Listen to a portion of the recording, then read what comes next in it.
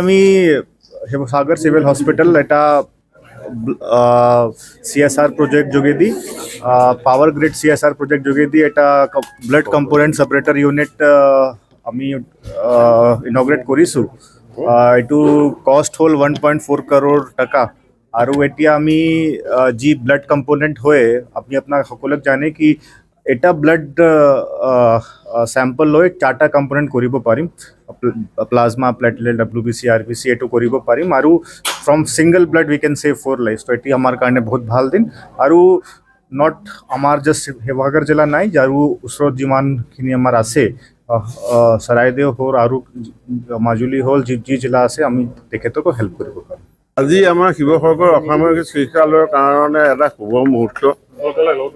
DC ছাৰৰ বহুত প্ৰচেষ্টাৰ ফলত প্লাছ আমাৰ পাৱাৰ গ্ৰিডৰ তৰফৰ পৰা আমাক এটা কম্পোনেণ্ট ছেপাৰেশ্যনটো টোটেল কষ্ট হ'ল 1,27,00,000 টকা। মেচিনটোত হ'লগৈ 1,05,00,000 আৰু তাৰ বিল্ডিংটোৰ নামত বাকী 21,00,000 টকা খৰচা কৰি তেখেতলোকে আমাক দিছে।